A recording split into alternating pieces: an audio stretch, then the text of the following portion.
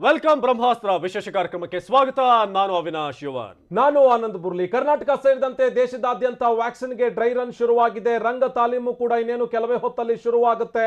ಮಹಾಮಾರಿಗೆ ಮದ್ದು ಅರಿಯೋದಕ್ಕೆ ಕ್ಷಣಗಣನೆ ಕೂಡ ಶುರುವಾಗ್ತಾ ಇದೆ. ಇಂಥದೊಂದು ಮಹಾಮಾರಿ ಒಂದು ವರ್ಷ ಬಿಟ್ಟು ಬಿಡದೆ ಕಾಡಿತ್ತು.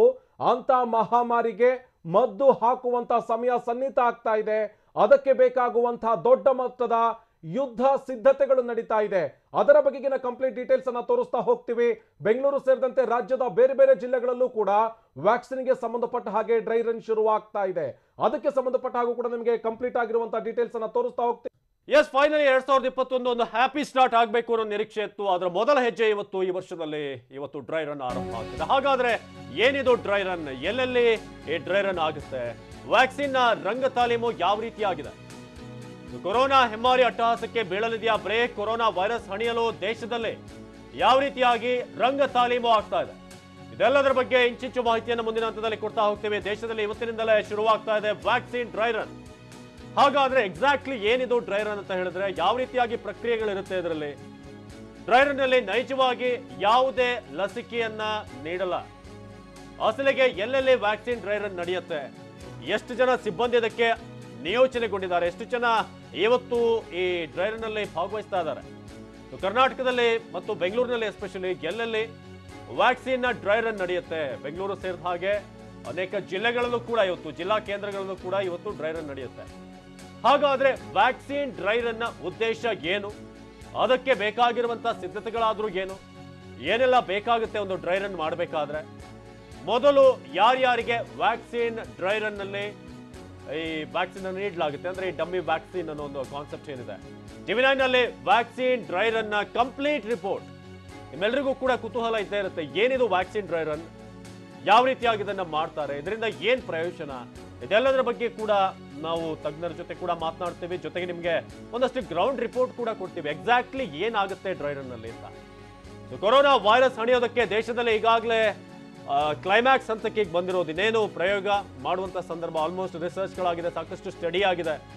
ಡ್ರೈ ರನ್ ನಲ್ಲಿ ನೈಜವಾಗಿ ಯಾವುದೇ ರೀತಿಯಾದಂತಹ ಲಸಿಕೆಯನ್ನ ಕೊಡಲ್ಲ. ಹಾಗಾದ್ರೆ ಯಾಕೆ ಈ ಡ್ರೈ ರನ್ ಮಾಡಲಾಗುತ್ತೆ? ಇದರ ಉದ್ದೇಶ ಏನು? ಇದೆಲ್ಲದರ ಬಗ್ಗೆ ಕೂಡ ಮುಂದಿನ ಹಂತದಲ್ಲಿ ನಾವು ಚರ್ಚೆ ಮಾಡ್ತಾ ಹೋಗೋಣ, ಮಾಹಿತಿ ಕೊಡ್ತಾ ಹೋಗ್ತೇವೆ.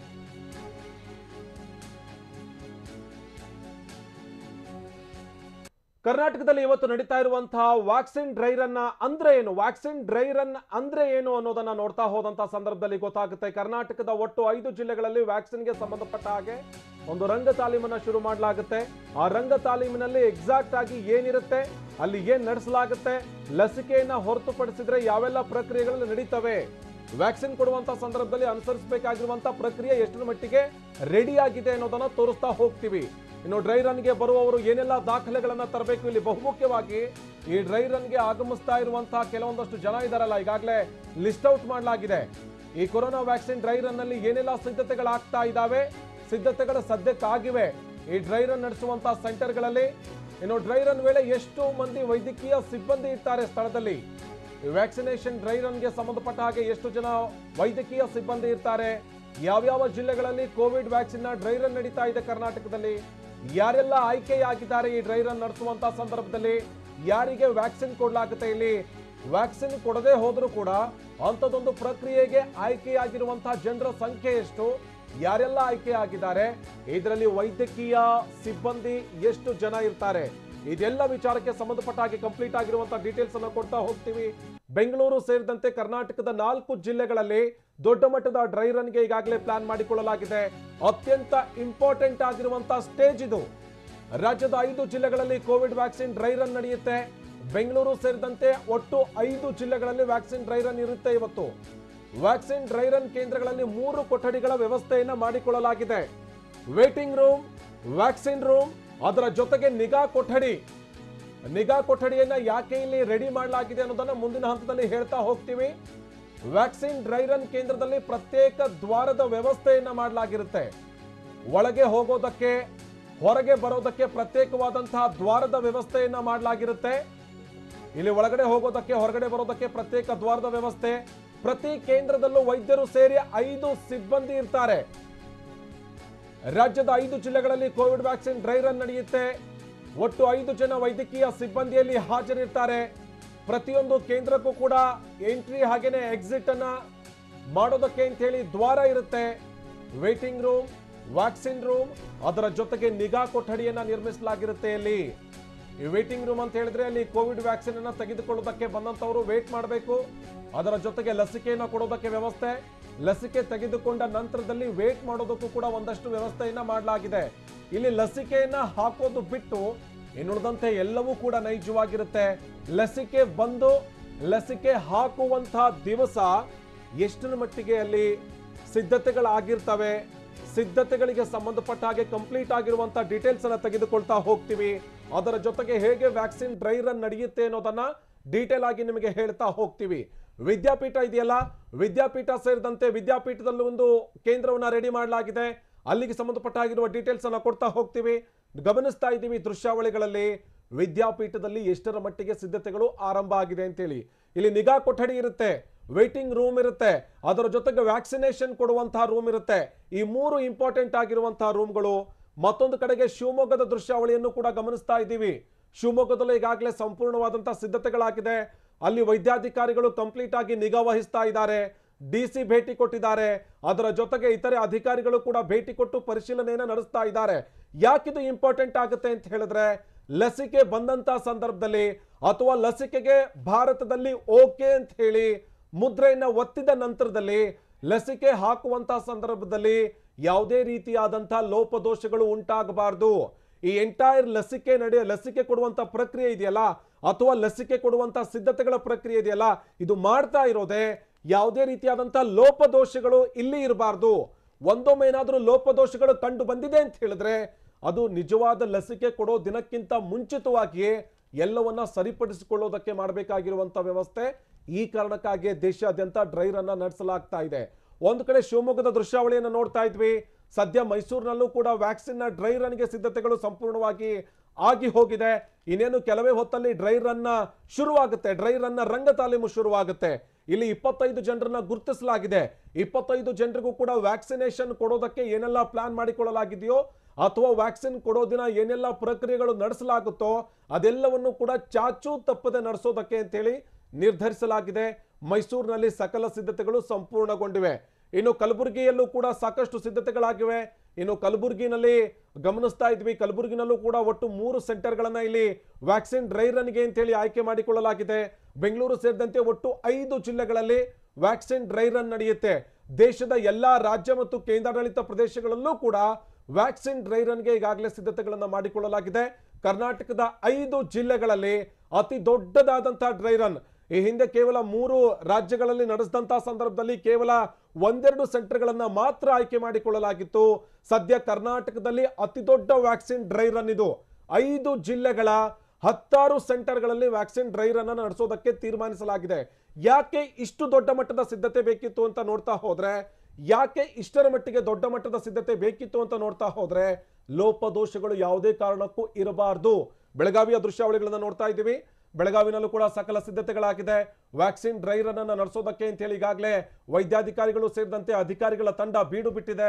ಅಲ್ಲಿಗೆ ಬರುವಂತಹ 25 ಜನರ ತಂಡಕ್ಕೆ ಏಕಾಏಕಿ ಲಸಿಕೆಯನ್ನ ಕೊಡೋದಕ್ಕೆ ಬೇಕಾಗುವಂತಹ ಸಿದ್ಧತೆಗಳನ್ನು ನಡೆಸಲಾಗ್ತಾ ಇದೆ.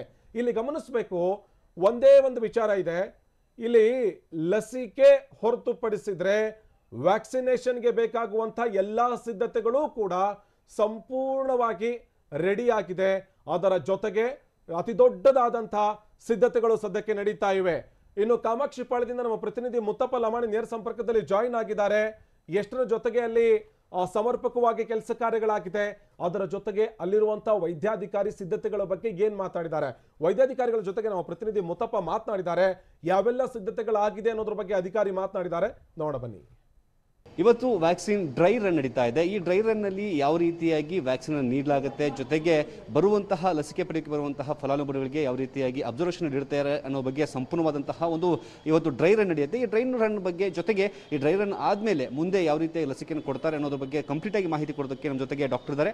ಮೇಡಮ್, ಇವತ್ತು ಡ್ರೈ ರನ್ ನಡೀತಾ ಇದೆ. ಈ ಡ್ರೈ ರನ್ ಯಾವ ರೀತಿ ನಡೆಯುತ್ತೆ, ಜೊತೆಗೆ ಮುಂದೆ ಇದೇ ರೀತಿಯಾಗಿ ಲಸಿಕೆ ಕೊಡೋದು ಕೂಡ ಆಗುತ್ತೆ ಅಂತ ಕೂಡ ಮಾಹಿತಿ ಸಿಗ್ತಾ ಇದೆ. ಸೊ ಯಾವ ರೀತಿಯಾಗಿ ಪ್ರಾರಂಭ ಆಗುತ್ತೆ ಮೇಡಮ್ ಈ ಲಸಿಕಾ ಕೇಂದ್ರದಲ್ಲಿ? ಸರ್, ಆಕ್ಚುಲಿ ಇವತ್ತು ಡ್ರೈ ರನ್ ನಾವು ಶುರು ಮಾಡ್ತಾ ಇದ್ದೀವಿ. ಸೊ ಇದು ಕಾಮಾಕ್ಷಿಪಾಳ್ಯ PSC ಆ್ಯಂಡ್ ನಮಗೆ ಡಿಸ್ಟ್ರಿಕ್ಟ್ ಅಡ್ಮಿನಿಂದ 25 ಬೆನಿಫಿಷರಿ ಲಿಸ್ಟ್ ಕೂಡ ಬಂದಿದೆ ಆ್ಯಂಡ್ ಈವನ್ ಬೆನಿಫಿಷರೀಸ್ ಕೂಡ ಮೆಸೇಜ್ ಹೋಗಿದೆ. ಸೊ ನಿಮ್ಗೆ ಇವತ್ತು ಡ್ಯೂ ಇದೆ, ಬಂದು ಹಾಕ್ಸ್ಕೊಳ್ಳಿ ಅಂತ ಮೆಸೇಜ್ ಹೋಗಿದೆ. ಸೊ ಅವರೆಲ್ಲ ಬೆನಿಫಿಷರೀಸ್ ಬರ್ತಾ ಇದ್ದಾರೆ. ನಾವು 9 ಗಂಟೆಗೆ ಶುರು ಮಾಡ್ತೀವಿ. And this is the session side and ಹಿಯರಲ್ಲಿ 3 ರೂಮ್ ಇರುತ್ತೆ. ಸೊ ರಿಜಿಸ್ಟ್ರೇಷನ್ ಔಟ್ಸೈಡ್ ಆಗುತ್ತೆ. ಅಲ್ಲಿ vaccination officer 1 will be there. ಅವರು ವೆರಿಫೈ ಮಾಡ್ತಾರೆ ವೆದರ್ ಬೆನಿಫಿಷರಿ ಮೆಸೇಜ್ ಬಂದಿದೆಯಾ ಅವ್ರಿಗೆ ಇಲ್ವಾ ಅಂತ. ಸೊ ಮೆಸೇಜ್ ಬಂದಿದ್ರೆ ಅವ್ರನ್ನ ಒಳಗೆ ಕಳಿಸ್ತಾರೆ. ಏನು ಡಾಕ್ಯುಮೆಂಟ್ ತೊಗೊಂಡ್ಬರ್ಬೇಕು ಮೇಡಮ್ ಬರುವಾಗ? ಮತ್ತು ಅವ್ರು ಬರುವಾಗ ಒಂದು ಗೊಂದಲ ಇರುತ್ತೆ, ನಾವು ಹಾಸ್ಪಿಟ್ಲ್ ಹೋಗುವಾಗ ಊಟ ಮಾಡ್ಕೊಂಡು ಹೋಗ್ಬೇಕಾ, ಹಾಗೆ ಹೋಗ್ಬೇಕಾ ಅನ್ನೋದು. ಸೊ ಯಾವ ರೀತಿಯಾಗಿ ಅವರಿಗೆ ಮಾಹಿತಿ ಕೊಟ್ಟಿದ್ದೀರಾ? ಇಲ್ಲ, ಅವರೆಲ್ಲರೂ ಊಟ ಮಾಡ್ಕೊಂಡೇ ಬರ್ಬೋದು, ಎಂಟಿ ಸ್ಟಮಕ್ಕಲ್ಲ ಬರೋವಂಥ ಅವಶ್ಯಕತೆ ಏನಿಲ್ಲ. ಆ್ಯಂಡ್ ಅವ್ರು ಮೊಬೈಲ್ ತರಬೇಕು, ಮೇನ್ ಮೆಸೇಜ್ ನಾವು ನೋಡಬೇಕಾಗತ್ತೆ. ಸೊ ಅದ್ರ ಜೊತೆಗೆ ಆಧಾರ್ ಕಾರ್ಡು ಅಥವಾ ಆಧಾರ್ ಕಾರ್ಡ್ ಇಲ್ಲ ಅಂದರೆ ಎಂಪ್ಲಾಯಿ ID ಏನಾದರೂ ಇದ್ದರೆ ಅಥವಾ ಡ್ರೈವಿಂಗ್ ಲೈಸೆನ್ಸ್ ಅಥವಾ ವೋಟರ್ ID ಯಾವುದಾದ್ರೂ ಒಂದು ID ಕಾರ್ಡ್ ತರಬೇಕು ಅವರು. ಸೊ ಅಲ್ಲಿ ನಮ್ಮ security home guard vaccination officer 1 ಇರ್ತಾರೆ. ಅವ್ರು ಜಸ್ಟ್ ಮೆಸೇಜ್ ಬಂದಿದೆಯಾ ಇಲ್ವಾ ನೋಡಿಬಿಟ್ಟು ಅವ್ರನ್ನ ಇಲ್ಲಿ ವೆಯ್ಟಿಂಗ್ ರೂಮಿಗೆ ಕಳಿಸ್ತಾರೆ. ಸೊ ವೆಯ್ಟಿಂಗ್ ರೂಮಲ್ಲಿ ಇಲ್ಲಿ ನಮ್ಮದು ಬೆನಿಫಿಷರೀಸು ವೆಯ್ಟ್ ಮಾಡ್ತಾ ಇರ್ತಾರೆ. ಸೊ ನಾವಿಲ್ಲೂ ಡಿಸ್ಟೆನ್ಸು ಮೇಂಟೈನ್ ಮಾಡ್ತಾ ಇದ್ದೀವಿ, ಅಬೌಟ್ 6 feet ಆ್ಯಂಡ್ ಸ್ಯಾನಿಟೈಸರ್ ಕೂಡ ಇಟ್ಟಿದ್ದೀವಿ ಆ್ಯಂಡ್ ಹ್ಯಾಂಡ್ದು ಸಿಂಕ್ ಇದೆ. So they have to wash their hands. Okay, this is waiting room. ಎಷ್ಟು ನಿಮಿಷ ವೇಟ್ ಮಾಡಬೇಕು? Around 5 to 10 minutes depending on the beneficiaries, number of beneficiaries. And ಅದಾದಮೇಲೆ ನೆಕ್ಸ್ಟು ವ್ಯಾಕ್ಸಿನೇಷನ್ ರೂಮ್ಗೆ ಹೋಗ್ತಾರೆ. ಎಷ್ಟು ಈ ಪ್ರಕ್ರಿಯೆ ಮುಗಿಬೇಕಂದ್ರೆ ಎಷ್ಟು ಅವರ್ ಬೇಕಾಗುತ್ತೆ ಮೇಡಮ್? ಅವರು ವೇಟಿಂಗ್ ರೂಮಿಂದ ಬಂದೆಲ್ಲ ಫುಲ್ ನಾವು 25 ಬೆನಿಫಿಷರಿ ಮುಗಿಯೋಷ್ಟರಲ್ಲಿ ಒಂದು 11 ಆಗುತ್ತೆ. And this is vaccination room. So waiting ರೂಮಿಂದ ವ್ಯಾಕ್ಸಿನೇಷನ್ ರೂಮ್ಗೆ ಬರ್ತಾರೆ ಅವರು. ಇಲ್ಲಿ ಆ್ಯಕ್ಚುಲಿ ವ್ಯಾಕ್ಸಿನೇಟರ್ ಒಬ್ಬರು ಇರ್ತಾರೆ, ಅವರು ಇಂಜೆಕ್ಷನ್ ಕೊಡೋರು. ಅವರು ಯಾವ ರೀತಿ ಇರುತ್ತೆ ಇಂಜೆಕ್ಷನ್, ಯಾವ ರೀತಿ ಇರುತ್ತೆ ನೋಡೋದಾದ್ರೆ ನಾವು ಒಂದ್ಸತಿ ಅದನ್ನ, ಯಾಕಂದ್ರೆ ಎಲ್ಲರೂ ಕೂಡ ಒಂದು ಕುತೂಹಲ ಇದೆ. ಬಂದಿಲ್ಲ, it's a mock drill, that's all. ಒಂದು ಡ್ರೈ ರನ್ ಅಂತ ಮಾಡ್ತಾ ಇರೋದಷ್ಟೇ. ನೆಕ್ಸ್ಟ್ ಬರಬೇಕಾದಾಗ ನಾವು ಯಾವ ರೀತಿ ಪ್ರಿಪೇರ್ ಮಾಡ್ಕೊಬೇಕು ಅಂತ ಇಟ್ಸ್ ಜಸ್ಟ್ ಎನ್ ಎಕ್ಸಾಂಪಲ್ ಅಷ್ಟೇ. And this is deep freezer, ಇದು ಐಸ್ ಪ್ಯಾಕ್ ಮಾಡೋದಕ್ಕೆ. ವ್ಯಾಕ್ಸಿನ್ನ ನಾವು ಇಲ್ಲಿ ಇಡ್ತೀವಿ, ಸ್ಟೋರ್ ಮಾಡ್ತೀವಿ. This is ILR. ಇದು ಎನಿ ಟೈಮ್ ಇರ್ಬೋದು. ನಾವು ಟೆಂಪ್ರೇಚರ್ ಮೇಂಟೈನ್ ಆಗ್ತಾ ಇರುತ್ತೆ, +2 to +8 ಡಿಗ್ರಿನಲ್ಲಿ ಮೇಂಟೈನ್ ಆಗ್ತಾ ಇರುತ್ತೆ. ಸೊ ವ್ಯಾಕ್ಸಿನ್ ಬಂದಾಗ ನಾವು ಅಪ್ಪರ್ ಬಾಸ್ಕೆಟಲ್ಲಿ ಇಡ್ತೀವಿ Covid vaccines. Okay, this is about vaccine. And vaccinator ಅಲ್ಲಿ ಇಂಜೆಕ್ಟ್ ಮಾಡ್ತಾರೆ. ಆ್ಯಂಡ್ ಇಲ್ಲಿ ವ್ಯಾಕ್ಸಿನೇಷನ್ ಆಫೀಸರ್ 2 ಇರ್ತಾರೆ. ಸೊ ಅವರು ಡಾಕ್ಯುಮೆಂಟ್ ವೆರಿಫೈ ಮಾಡ್ತಾರೆ. ಅಲ್ಲಿಗೆ ಇಬ್ಬರು ಅಧಿಕಾರಿಗಳು ಸ್ಥಳಕ್ಕೆ ಇರ್ತಾರೆ. ಓಕೆ, ಆದಮೇಲೆ ವ್ಯಾಕ್ಸಿನ್ ಕೊಟ್ಟಾದ್ಮೇಲೆ ವ್ಯಾಕ್ಸಿನೇಟರ್ ಅವ್ರು 4 ಕೀ ಮೆಸೇಜಸ್ ಹೇಳ್ತಾರೆ ಬೆನಿಫಿಷರಿಗೆ. ಅವ್ರು ಹೇಳಿದ್ಮೇಲೆ ಜಸ್ಟ್ ½ an hour ವೆಯ್ಟ್ ಮಾಡಬೇಕು ಅಂತ ಕೂಡ ಹೇಳ್ತಾರೆ. ಅದು ಅಬ್ಸರ್ವೇಷನ್ ರೂಮಲ್ಲಿ. ಯಾವ ಅಬ್ಸರ್ವೇಷನ್, ಯಾಕೆ ಅಬ್ಸರ್ವೇಷನ್ ಹೇಳ್ತಾರೆ ಮೇಡಮ್? ಏನು ಕಾರಣ? ಎನಿ ವ್ಯಾಕ್ಸಿನ್ ಹಾಕಿದ್ಮೇಲೆ ರಿಯಾಕ್ಷನ್ ಆಗ್ಬೋದು ಕೆಲವರಿಗೆ, ಮೇ ಬಿ ರಿಯಾಕ್ಷನ್ ಆಗ್ಬೋದು. ಅದಾದರೆ ವಿತಿನ್ ½ an hour ಅಲ್ಲಿ ಕೂಡ ಆಗ್ಬೋದು. ಅದಕ್ಕೆ 30 minutes ವೆಯ್ಟ್ ಮಾಡೋದಕ್ಕೆ ನಾವು ಈ ಅಬ್ಸರ್ವೇಷನ್ ರೂಮಲ್ಲಿ ಕಳಿಸ್ತೀವಿ ಸರ್. ಸೊ ಅಲ್ಲಿ ಅಬ್ಸರ್ವ್ ಮಾಡ್ತಾ ಇರ್ತಾರೆ. ಆ್ಯಂಡ್ ವ್ಯಾಕ್ಸಿನೇಷನ್ ಆಫೀಸರ್ 4 ಇರ್ತಾರೆ, ಇಲ್ಲಿ 3 and 4 ಇರ್ತಾರೆ. ಅವರು ದೇ ವಿಲ್ ಅಬ್ಸರ್ವ್. ಸೊ ಹೇಳ್ತಾ ಇರ್ತಾರೆ, ಮಾಹಿತಿ ಕೊಡ್ತಾ ಇರ್ತಾರೆ. ಎನಿ ರಿಯಾಕ್ಷನ್ ಏನಾದರೂ ಹೆಚ್ಚು ಕಮ್ಮಿ ಆಯಿತಾ ಅಥವಾ ಗಿಡ್ಡಿನೆಸ್ ಏನಾದರೂ ಇದೆಯಾ, ಲೈಕ್ ಅಲರ್ಜಿ ಥರ ರಿಯಾಕ್ಷನ್ಸ್ ಏನಾದರೂ ಆಯ್ತಾ ಅಂತ ಜಸ್ಟ್ ಕೇಳ್ತಾರೆ ಅವರು. ಏನಾದರೂ ಅದು ಮಾಹಿತಿ ಇತ್ತು ಅಂದರೆ ಕೂಡ ಇಮಿಡಿಯೇಟ್ ನಮಗೆ ಇನ್ಫಾರ್ಮ್ ಮಾಡ್ತಾರೆ. ಈ ಎಲ್ಲ ಪ್ರಕ್ರಿಯೆ ಆದಮೇಲೆ ಅವ್ರನ್ನ ಹೊರಗೆ ಕಳಿಸಿದ ಮೇಲೆ ಅವ್ರ ಮೇಲೆ ಯಾವ ರೀತಿ ನಿಗಾ ಇಡ್ತಾರೆ ಮೇಡಮ್? ಯಾಕಂದರೆ ನಮ್ಮ ಇಲ್ಲಿ ವ್ಯಾಕ್ಸಿನೇಷನ್ ಆಫೀಸರ್ 3 and 4 ಇರ್ತಾರಲ್ಲ, ಅವ್ರು ANM ನಂಬರು ಮತ್ತು ಆಶಾ ವರ್ಕರ್ದು ಕಾಂಟ್ಯಾಕ್ಟ್ ನಂಬರ್ ಕೊಡ್ತಾರೆ. ಮನೆಗೆ ಹೋದ್ಮೇಲೂ ಕೂಡ ಆಗ್ಬೋದು ರಿಯಾಕ್ಷನ್, ಹೇಳೋಕ್ಕಾಗಲ್ಲ. ಸೊ ಆದಾಗ ಈ ನಂಬರ್ಗೆ ನಮಗೆ ಮಾಹಿತಿ ತಿಳಿಸಿ ಅಂತ ಕಾಂಟ್ಯಾಕ್ಟ್ ನಂಬರ್ ಕೊಡ್ತಾರೆ. ಸೊ ಅವರು ನಮಗೆ ಟಚಲ್ಲಿ ಇರ್ತಾರೆ ಬೆನಿಫಿಷರೀಸ್. ಈ ಲಸಿಕೆ ಕೊಡುವಂಥ ಸಂದರ್ಭದಲ್ಲಿ ನೀವು ಅಂದರೆ ನಿಮ್ಮ ಸುರಕ್ಷತೆಗಾಗಿ ನೀವು ಯಾವ ರೀತಿಯಾಗಿ ರೆಡಿ ಆಗಿರ್ತಾರೆ ಮೇಡಮ್? ಸೊ ನಮ್ಮಲ್ಲಿ ಎಲ್ಲರೂ ಸೋಷಿಯಲ್ ಡಿಸ್ಟೆನ್ಸಿಂಗ್, ಎಲ್ಲ ಆಫೀಸ್ ಸ್ಟಾಫ್ ಎಲ್ಲ ಸೋಷಿಯಲ್ ಡಿಸ್ಟೆನ್ಸಿಂಗ್ ಇರುತ್ತೆ, ಹ್ಯಾಂಡ್ ಸ್ಯಾನಿಟೈಸೇಷನ್ ಅದು ಮಾಡ್ತಾ ಇರ್ತೀವಿ. ಆ್ಯಂಡ್ ನಮ್ಮಲ್ಲಿ ಕಿಟ್ಟು ಇರುತ್ತೆ ಸರ್, ಅನಾಫಿಲಾಕ್ಟಿಕ್ ಕಿಟ್ ಅಂತ ಇರುತ್ತೆ. ಇಮಿಡಿಯೇಟ್ ಸಪೋಸ್ ಏನಾದರೂ ಮೈಲ್ಡ್ ರಿಯಾಕ್ಷನ್ ಆಯಿತು ಅಂದರೆ ನಾವು ಇಲ್ಲಿ ಮ್ಯಾನೇಜ್ ಮಾಡ್ತೀವಿ. ಸಪೋಸ್ ಇನ್ ಕೇಸ್ ಸಿವಿಯರ್ ಆಯಿತು ಅಂದರೂ ಕೂಡ ನಾವು AFI ಸೆಂಟರ್ ಅಂತ ಒಂದು ಡೆಸಿಗ್ನೇಟ್ ಮಾಡ್ಕೊಂಡಿದ್ದೀವಿ, ಲೈಕ್ KC ಜನರಲ್ಲು. ಸೊ ಆ್ಯಂಬುಲೆನ್ಸ್ ವ್ಯವಸ್ಥೆನೂ ಇರುತ್ತೆ, ಡೈರೆಕ್ಟ್ ನಾವು KC ಜನರಲ್ ಶಿಫ್ಟ್ ಮಾಡ್ತೀವಿ ಇನ್ ಕೇಸ್ ರಿಯಾಕ್ಷನ್ ಆಯಿತು ಅಂದರೆ. Thank you. ಇದಿಷ್ಟು ಡಾಕ್ಟರ್ ಶೋಭಾ ಅವ್ರ ಮಾತು. ಏನಂದರೆ ಇಲ್ಲಿ ಬೇಕಾದಂತಹ ಎಲ್ಲ ವ್ಯವಸ್ಥೆ ಕೂಡ ಮಾಡಿಕೊಂಡಿರುವಂಥದ್ದು, ಜೊತೆಗೆ 3 ಕೊಠಡಿ, ಜೊತೆಗೆ ಸಿಬ್ಬಂದಿಗಳ ಎಲ್ಲ ವ್ಯವಸ್ಥೆ ಕೂಡ ಆಗಿದೆ. ಇವತ್ತು ನಡೀತಿರುವುದು ಕೇವಲ ಡ್ರೈ ರನ್. ಇದೇ ಮಾದರಿಯಲ್ಲಿ ಮುಂದೆ ಕೂಡ ನಡೆಯುತ್ತೆ ಮಾತನ್ನು ಕೂಡ ಹೇಳ್ತಾರೆ. ಕ್ಯಾಮ್ರಾ ಪರ್ಸನ್ ಜಗನ್ ಜೊತೆ ಮುತ್ತಪ್ಪ, TV9 ಬೆಂಗಳೂರು. ಎಸೆದು ಸದ್ಯಕ್ಕೆ ಬೆಂಗಳೂರಿನ ಕಾಮಾಕ್ಷಿ ಪಾಳ್ಯದಲ್ಲಿ ವ್ಯಾಕ್ಸಿನ್ ಡ್ರೈ ರನ್ ಆರಂಭ ಆಗಿದೆ. ಈಗಷ್ಟೇ ನೀವು ಎಕ್ಸ್ಪ್ಲನೇಷನ್ ನೋಡ್ತಾ ಇದ್ರಿ ಹೇಗೆ ಒಂದು ಡ್ರೈ ರನ್ ಆಗುತ್ತೆ. ಸೊ BBMP ಆರೋಗ್ಯ ಕೇಂದ್ರದಲ್ಲಿ ವ್ಯಾಕ್ಸಿನ್ ಡ್ರೈ ರನ್ ಆರಂಭ ಆಗಿದೆ. ಕಾಮಾಕ್ಷಿ ಪಾಳ್ಯದಲ್ಲಿ ಈಗ ವ್ಯಾಕ್ಸಿನ್ ಡ್ರೈ ರನ್ ಆರಂಭ ಆಗಿರೋದು. ರಾಜೇಂದ್ರ ಚೋಳನ್ರಿಂದ ವ್ಯಾಕ್ಸಿನ್ ಡ್ರೈ ರನ್ಗೆ ಚಾಲನೆ ಸಿಕ್ಕಿದೆ. ಅಲ್ಲಿಗೆ ಬೆಂಗಳೂರಿನಲ್ಲಿ ಇವತ್ತು ಬೆಳಗ್ಗೆ ಬಿಬಿಎಂಪಿಯ ವಿಶೇಷ ಆಯುಕ್ತರು ರಾಜೇಂದ್ರ ಚೋಳನ್ ಅವರು ಇದಕ್ಕೆ ಚಾಲನೆ ಕೊಟ್ಟಿದ್ದಾರೆ. ವ್ಯಾಕ್ಸಿನ್ ಡ್ರೈ ರನ್ ಆರಂಭ ಆಗಿದೆ. ಈಗಾಗಲೇ ನೀವು ನೋಡ್ತಾ ಇದ್ರಿ ಹೇಗೆ ಈ ಡ್ರೈ ರನ್ ಆಗುತ್ತೆ ಅನ್ನೋದ್ರ ಬಗ್ಗೆ ಕೂಡ ಎಕ್ಸ್ಪ್ಲನೇಷನ್ ಅನ್ನ ಕೊಡ್ತಾ ಇದ್ರು ಅಲ್ಲಿದ್ದಂಥ ಸಿಬ್ಬಂದಿ. ಸೊ ಬೆಂಗಳೂರಿನ ಕಾಮಾಕ್ಷಿಪಾಳ್ಯದಲ್ಲಿ ಬಿಬಿಎಂಪಿ ಆರೋಗ್ಯ ಕೇಂದ್ರದಲ್ಲಿ ಏನಿಗೆ ವ್ಯಾಕ್ಸಿನ್ ಡ್ರೈ ರನ್ ಆರಂಭ ಆಗಿದೆ. ಹಾಗಾಗಿ ಈ ವರ್ಷದಲ್ಲಿ ಒಂದು ಮೊದಲ ಪಾಸಿಟಿವ್ ಹೆಜ್ಜೆ ಅಂತ ಹೇಳಬೇಕು ಈ ವ್ಯಾಕ್ಸಿನ್ ವಿಚಾರವಾಗಿ. ರಾಜೇಂದ್ರ ಚೋಳನ್ರಿಂದ ವ್ಯಾಕ್ಸಿನ್ ಡ್ರೈ ರನ್ಗೆ ಚಾಲನೆ ಸಿಕ್ಕಿದೆ. ಸೊ ಅದೇ ರೀತಿಯಾಗಿ ಬೆಂಗಳೂರಿನ ಇನ್ನು ಅನೇಕ ಕಡೆ ಈ ಡ್ರೈ ರನ್ ನಡೆಯುತ್ತೆ. ಜೊತೆಗೆ ರಾಜ್ಯಾದ್ಯಂತ ಶಿವಮೊಗ್ಗ, ಅದೇ ರೀತಿ ಮೈಸೂರು, ಕಲಬುರಗಿ ಸೇರಿದ ಹಾಗೆ ಅಲ್ಲೂ ಕೂಡ ಡ್ರೈ ರನ್ ಇನ್ನೇನು ಆರಂಭ ಆಗುವಂತ ಹಂತದಲ್ಲಿದೆ. ಸೊ ಕಾಮಾಕ್ಷಿಪಾಳ್ಯದಲ್ಲಿ ಈಗ ವ್ಯಾಕ್ಸಿನ್ ಡ್ರೈ ರನ್ ಆರಂಭ ಆಗಿದೆ. ಸೊ ಬಿಬಿಎಂಪಿಯ ವಿಶೇಷ ಆಯುಕ್ತರು ರಾಜೇಂದ್ರ ಚೋಳನ್ ಇದಕ್ಕೆ ಚಾಲನೆ ಕೊಟ್ಟಿದ್ದಾರೆ. ಸೊ ಇಲ್ಲಿ 3 ಪ್ರಮುಖವಾಗಿ ನೋಡ್ತಾ ಇದ್ದಾರೆ. ಒಂದು ಕಡೆ ಅಬ್ಸರ್ವೇಷನ್ ರೂಮ್ ಅಲ್ಲಿ 30 ನಿಮಿಷಗಳ ಕಾಲ ಇರಬೇಕಾಗುತ್ತೆ. ಇನ್ನೊಂದು ಕಡೆ ವ್ಯಾಕ್ಸಿನೇಷನ್ ರೂಮ್, ಎಲ್ಲಿ ವ್ಯಾಕ್ಸಿನ್ ಅನ್ನ ಕೊಡುವಂತ ರೂಮ್ ಏನಿದೆ ಅದು ವ್ಯಾಕ್ಸಿನೇಷನ್ ರೂಮ್. ಅದೇ ರೀತಿಯಾಗಿ ಅದಕ್ಕೂ ಮುಂಚೆ ಕಾಯುವಂಥದ್ದಿರುತ್ತೆ, ವೇಟಿಂಗ್ ರೂಮ್ ಅಂತ ಇರುತ್ತೆ. ಸೊ ಈ ರೀತಿ 3 ವಿಭಾಗಗಳನ್ನಾಗಿ ವಿಂಗಡಣೆ ಮಾಡಲಾಗಿದೆ ಈ ಆರೋಗ್ಯ ಕೇಂದ್ರವನ್ನ. ಸೊ ಬಿಬಿಎಂಪಿಯ ಪ್ರಾಥಮಿಕ ಆರೋಗ್ಯ ಕೇಂದ್ರದಲ್ಲಿ ಈಗ ಆರಂಭ ಆಗಿದೆ ಈ ವ್ಯಾಕ್ಸಿನ್ ಡ್ರೈ ರನ್. ಸೊ ಈಗ ನೋಡ್ತಾ ಇದ್ದೀವಿ ಕಾಮಾಕ್ಷಿಪಾಳ್ಯದಲ್ಲೇ ಆಗಲೇ ಎಕ್ಸ್ಪ್ಲನೇಷನ್ ಕೊಡ್ತಾ ಇದ್ರು ಹೇಗೆ ಸ್ಟೋರೇಜ್ ಮಾಡಬೇಕು ಅನ್ನೋದ್ರ ಬಗ್ಗೆ, ಅದೇ ರೀತಿಯಾಗಿ ಇದನ್ನು ಎಷ್ಟು ಅಮೌಂಟ್ನಲ್ಲಿ ಕೊಡಬೇಕು, ಇದೆಲ್ಲದರ ಬಗ್ಗೆ ಕೂಡ ಸಿಬ್ಬಂದಿಗೆ ಇವತ್ತು ಆಲ್ರೆಡಿ ಒಂದಷ್ಟು ಟ್ರೈನ್ ಮಾಡಲಾಗಿದೆ. ಬಟ್ ಇವತ್ತು ಪ್ರಾಕ್ಟಿಕಲ್ ಆಗಿ ಹೇಗೆ ನಡೆಯುತ್ತೆ ಅನ್ನೋದರ ಒಂದು ಡೆಮೋ ಇವತ್ತು.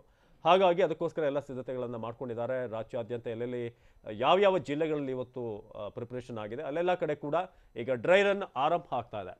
ಸೊ ಕಾಮಾಕ್ಷಿಪಾಳ್ಯದಲ್ಲಿ ಈಗ ಮೊದಲು ಡ್ರೈ ರನ್ ಆರಂಭ ಆಗಿರೋದು. ಸೊ ಇಲ್ಲಿ ಈಗ ಈ ಡ್ರೈ ರನ್ ಆರಂಭ ಮಾಡಿ ಸೊ ಎಲ್ಲರಿಗೂ ಕೂಡ ಏನೆಲ್ಲ ಪ್ರಾಸೆಸ್ ಇರುತ್ತೆ, ಜೊತೆಗೆ ಅವ್ರನ್ನ ನಿಗಾ ವಹಿಸುವಂಥದ್ದು ಹೇಗೆ, ಸೊ ಅಲ್ಲಿ ಟೀಮ್ಗಳ ಬಗ್ಗೆ ಕೂಡ ಹೇಳ್ತಾ ಇದ್ರು. ಯಾವ ರೀತಿಯಾಗಿ ಅಲ್ಲಿ ಇರುವಂಥ ಸಿಬ್ಬಂದಿಯಲ್ಲೇ ಒಂದಷ್ಟು ವಿಭಾಗಗಳನ್ನಾಗಿ ಮಾಡಿದ್ದೀವಿ. ಒಂದಷ್ಟು ಜನ ವೇಟಿಂಗ್ ರೂಮ್ನಲ್ಲಿ ಇರ್ತಾರೆ. ಅಬ್ಸರ್ವೇಷನ್ ರೂಮ್ನಲ್ಲಿ ಕೂಡ ನಾವು ನಿಯೋಜನೆ ಮಾಡಿರ್ತೀವಿ.